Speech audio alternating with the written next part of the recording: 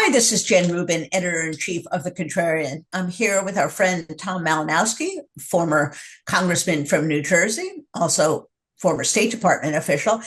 Tom, we had an extraordinary series of votes at the United Nations today. We're recording this on Monday.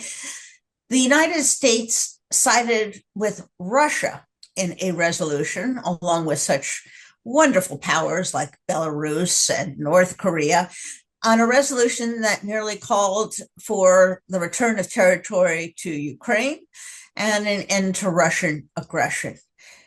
Have you ever seen anything like this in your entire career? No, I've been thinking about whether there's any precedent for this in modern American history, in all of American history, and I can't think of one. There have been many times in our past as a country when we've been neutral between good and evil, when we haven't done as much as we could to help the good guys defeat the bad guys. But I cannot think of a moment when we simply sided with evil. And I'm just thinking about Marco Rubio sitting there next to the president today after this happened, a man who has spent his whole career in the US Senate lecturing Democrats like me that we weren't tough enough on Right. Russia and China and what we used to call the axis of evil under the Bush administration, or whatever you want to call it now, and having to swallow this and to own it. Utter, utter, utter shame. And to remind people, we are not fighting in Ukraine. We are not putting our troops in danger. But contrast this with the end of the war in Afghanistan, when, because President Trump signed a very abrupt end to the fighting, President Biden pulled out the troops. And you remember the caterwauling on the Republican side. We were abandoning our allies. We were leaving women and children to the mercy of terrorists.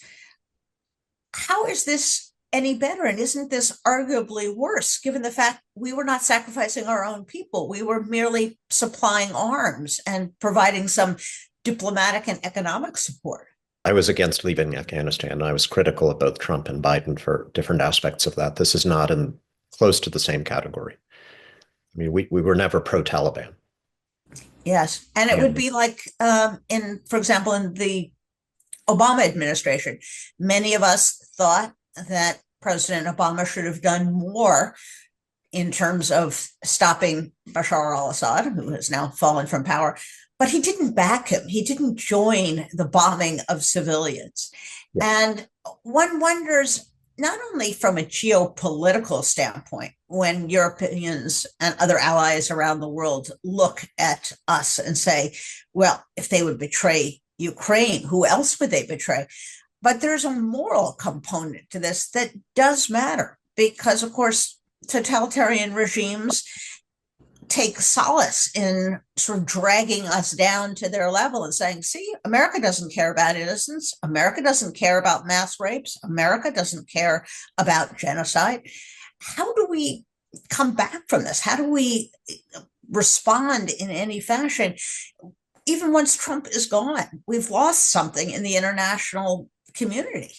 this is a day that will truly live in infamy, but I'm more optimistic. I've always been more optimistic on the can we get back from it? Can we come back from it question? Look, I believe in the law of supply and demand, and there's always going to be a demand in the world for a superpower that is willing to use that great power for the greater good, that is willing to stand for something larger than itself.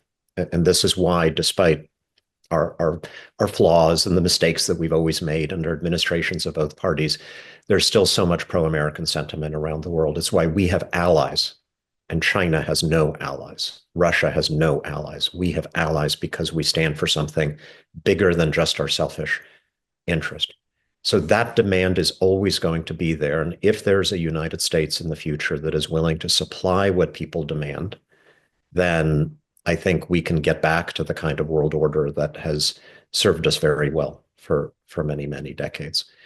But we're not going to be there now in the next year, probably not. in the next 4 years, and the cost of that will be very great.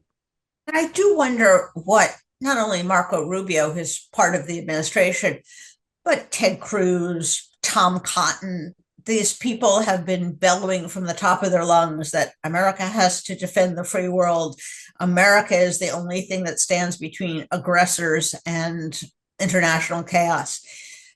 I don't understand how they now hold their heads up or sleep at night.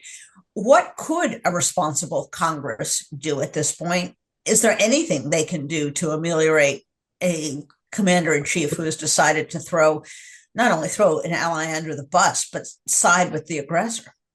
Well, absolutely. You name the issue. There's something that Congress can do. In fact, even without Republicans, there's a lot the Democrats can do in the House because the majority the Republicans have is so narrow that they can't pass anything without Democratic votes. But, let's just take the Russia-Ukraine situation. There's a law that Congress passed in 2017 in response to Trump called CATSA. It's a long acronym, but it's basically a law that says that you cannot lift sanctions against Russia without going back to Congress. And Congress gets a vote. Congress gets a say in that. And the Biden administration did some creative stuff to ensure that a lot of the sanctions that were adopted after 2017 fall under the rubric of this law. Members should start saying now, like, y'all go off and negotiate a peace agreement, fine, you're the president. But if it includes any sanctions relief for Russia, you have to come through us. This so-called minerals fund that Trump is trying to stuff down Zelensky's throat, which is embarrassing, should be embarrassing for us as a country, that we are demanding that Ukraine pay us for our support when Ukraine is already paid with the blood of its soldiers to hold back a Chinese and North Korean and Iranian-backed invasion of Europe. But this is Trump, and he wants something, and he's probably going to have to get something. And if there's a fund created per this agreement that they're trying to negotiate, where the Ukrainians pay in and then we control it, Congress needs to authorize that. Otherwise, it's just like a foreign government funded slush fund that the president of the United States controls. I don't think that's even legal. So I think Congress needs to start legislating on that. We can go down the line. Like, there is a role for Congress if Congress wants to assert itself rather than either capitulate, which a lot of the Republicans are doing, or just complain, which is the easy path for most of the Democrats. Last time I looked, though Musk has other ideas, Congress does have the power of the purse. They could continue to pass military and other aid for Ukraine, force the president to veto it. I suppose he might try to do that.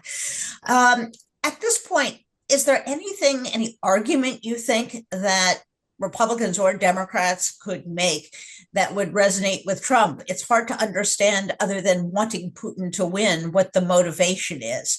And maybe that's just that. He wants to be like the toughest, baddest, worst person on the planet. And this is his way of doing it. He will never understand what's at stake in Ukraine.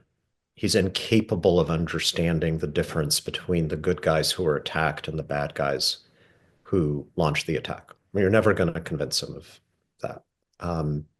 So what pro-Ukraine Republicans close to Trump have tried to do is, number one, tell him that if Ukraine falls on his watch, it'll be worse than Biden in Afghanistan, that he'll look like a loser. And I think that's a good argument. And then going back to this critical mineral funds, rare earth mineral funds, the fund that we were just talking about, that was also suggested to Trump by pro-Ukraine people in his orbit, because they calculated that if you give Trump something that he can fixate on in Ukraine, something that he values and wants to protect, namely, I'm getting their minerals, then he'll have an incentive to actually continue to defend the country. And it was a risky ploy because there was a good idea there. And once that good idea passes through the Trump filter, it comes out shit. But there's still a play there, as distasteful as it is, that I think could get Trump to a more useful place. in terms of driving a hard bargain with the Russians and not with the Ukrainians as this so-called negotiation continues. The Vice President Vance and Secretary of Defense Hegseth opened their traps and lectured the Germans that they should embrace the AfD. People mistakenly call this a far right party. It is really a Nazi adjacent party. They have relations with some very, very questionable characters and have made statements that are truly shocking. The Germans had their election, and although AfD did improve their position, they didn't do as well as they thought they were. And then the putative prime minister made a statement scolding the United States for interfering with his elections. Talk to us a little bit about the German reaction and whether you're somewhat gratified by the fact that this meddling seemed to have the opposite reaction in Germany. For once, some anti-American sentiment seems to have come out morally on the right side of the equation. Are we going to see more of this? Allies standing up to the United States and repudiating the president of the United States? They kind of have to. And, we have a new German chancellor whose number one problem in the world is the United States, more than Russia and China. And he's going to have to figure out, as will all the European leaders, how to navigate in this situation. I think trying to see the glass half full. There is a huge incentive right now for the leaders of the European democracies to come together, to step up their support for Ukraine, which is always a good thing, to get really, really serious about building up a European defense capability, which is always a good thing. It would have been a good thing had Kamala Harris been elected president. And to figure out how they can act on behalf of freedom and democracy and security in the world without having to rely on the United States. Again, as an American, it makes me sad to say that. I'm embarrassed that we're in this position. But if at the end of the day, this crisis induces Europe to step up in those ways, and then we can do our job in the United States and get back to being a moral leader in the world, then maybe we look back 10 years from now and say we somehow got through this mess and became stronger for it. Well, I am reminded of Churchill, who was alone. The continent had been conquered and said that they would never give in, that they would wait until the new world came to the rescue of the old. And it may be a long wait, but as you say, I think the good reaction that we do see is a Europe whole and free and pro-democratic is deeply attached to democracy at this point in a way that perhaps we had not seen expressed in many decades. So let's leave it on that optimistic note with a shout of encouragement for our German friends and for the rest of the continent. And we'll have you back again to trace this bizarre period in American international diplomacy.